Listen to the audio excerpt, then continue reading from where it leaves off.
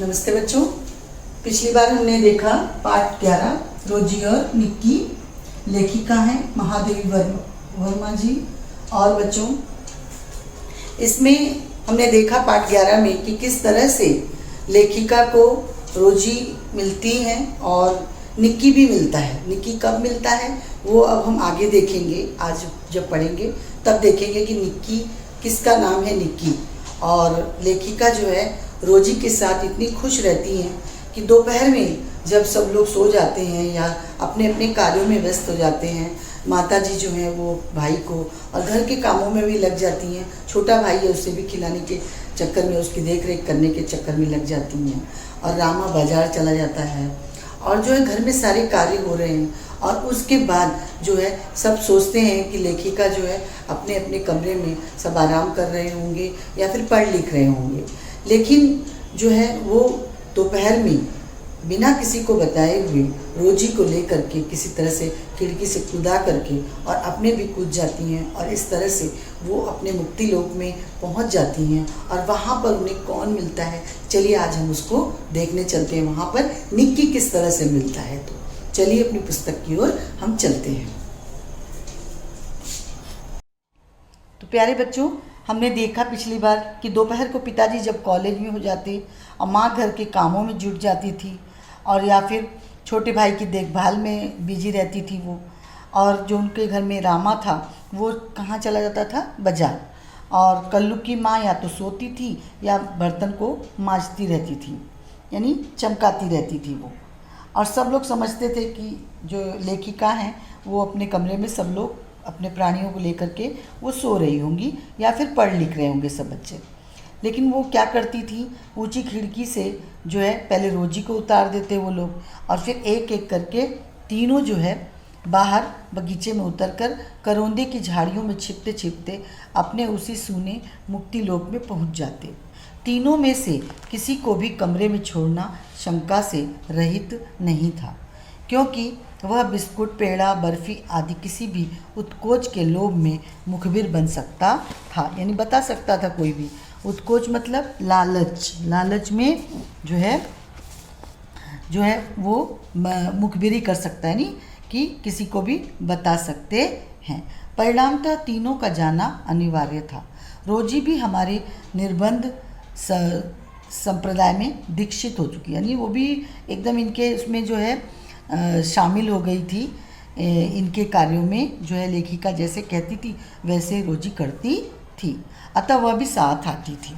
हमारे अभियान के रहस्य को वह इतना अधिक समझ गई थी कि दोपहर होते ही खिड़की से कूदने को आकुल होने लगती और खिड़की से उतार दिए जाने पर नीचे बैठकर मनोयोग पूर्वक हमारा उतरना देखती रहती।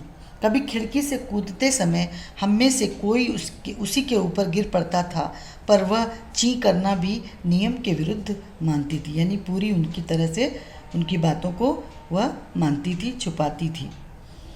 ऐसे ही एक स्वच्छंद विचरण के उपरांत जब हम आम की डाल पर झूल झूल कर अपने संग्रहालय का निरीक्षण कर रहे थे, तब एक आम गिरने का शब्द हुआ और रोजी नीचे कूदी। कुछ देर तक वह पत्तियों में न जाने क्या खोजती रही।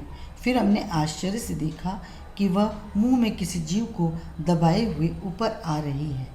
उस कुलबुलाते जीव को भी सुरक्षित हम तक ले आई। आकार में वह गिलहरी से बड़ा न था। भूरा चमकीला रंग, काली कत्थई आँखें, नर्म नर्म गुलाबी नन्हा मुख, रों में छिपे हुए नन्ही सीपियों से कान, सब कुछ देखकर हमें वह जीवित नन्हा खिलौना सा जान पड़ा। रोजी ने उसे हौले से पकड़ा था, परंतु बचने के संघर्ष में उसको कुछ खरोंचें लग गई थी। हौले से यानी धीरे से पकड़ा था। चोट से अधिक भय से वह निश्चेष्ट था, यानी वह बेखबर था। उसे पाकर हम सब इतने प्रसन्न हुए कि उसे लेकर हम तुरंत घर की ओर भागे। वह एक नकुल शिशु था, एक छोटा शिशु था, यानी बाल बच्चा था एकदम। और जो है लेखिका कहती हैं उसका नाम हमने क्या रखा, निक्की। अब तो उस लघु प्राणी का हमारे अतिरिक्त कोई आश्रय ही नहीं रहा। उस समय की उत्तेजना में हम अपने अज्ञात भ्रमण की बात भी भूल गए। अर्थात लेखक कहती है कि हम इतने खुश थे उस समय कि हमने जो है घूमना है इस बात को हम भूल गए थे। परंतु माँ ने यह नहीं पूछा कि वह छोटा जीव हमें कहाँ और कैसे मिला। उन्होंने जीव जंतुओं को न सताने के संबंध में लंबा उपदेश देने के उपरांत उसे उसके नकुल माता पिता के पास बिल में रख आने का आदेश दिया।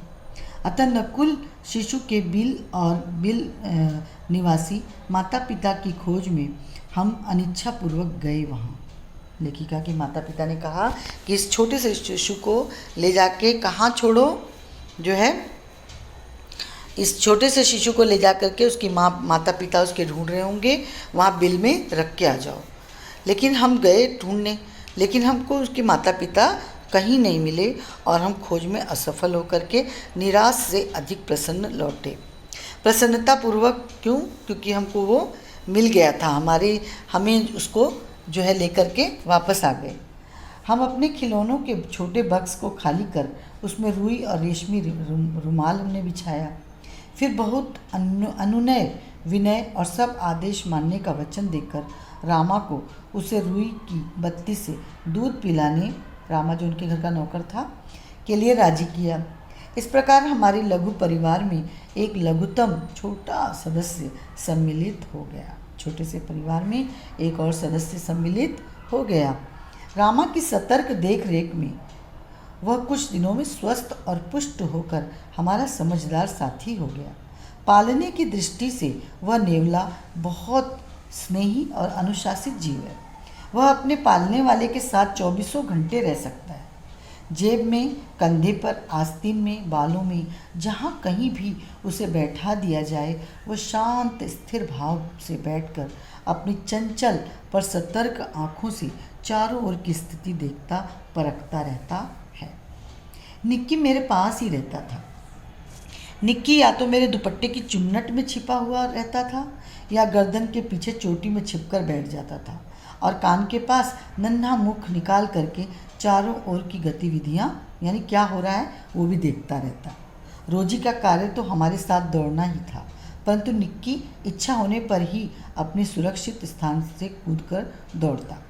एक दिन जैसे ही हम खिड़की से नीचे उतरे वैसे ही निक्की की सतर्क आँखों ने गुलाब की क्यारी के पास घास में एक लंबे काले सांप को देख लिया और वह कूदकर उसके पास पहुंच गया।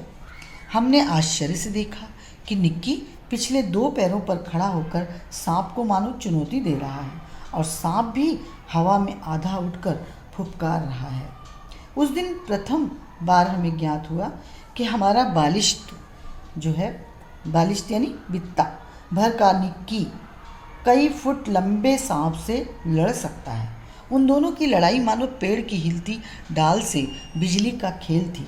सांप जैसे विषधर को खंड खंड करने टुकड़े टुकड़े करने की टुकड़े टुकड़े करने की शक्ति रखने पर भी नेवला नितांत निर्विष यानी बिना विष के है। यदि सांप चाहे तो उसे अपनी कुंडली में लपेट कर चूर चूर कर डाले, फन के फुटकार से मूर्छित कर दे यानी बेहोश कर दे, परंतु वह नेवले के फूल से हल्केपन और बिजली जैसी गति से परास्त हो जाता है। लेखिका कितना अच्छा बता रही हैं कि परास्त यानी वो हार जाता है। नेवला चाहे तो सांप को टुकड़े टुकड़े कर सकता है, सांप, जबकि नेवला बहुत छोटा होता है बच्चों, लेकिन वो सांप जैसे प्राणी को भी क्या कर सकता है कि वह मार सकता है और टुकड़े टुकड़े कर सकता है। इतनी फुर्ती होती है नेवले के पास। तो बच्चों आपने देखा, ये पाठ आपने पढ़ा आज आपका ये पाठ यहीं समाप्त होता है बच्चों। अगले वीडियो में फिर हम मिलेंगे, तब तक के लिए बच्चों धन्यवाद।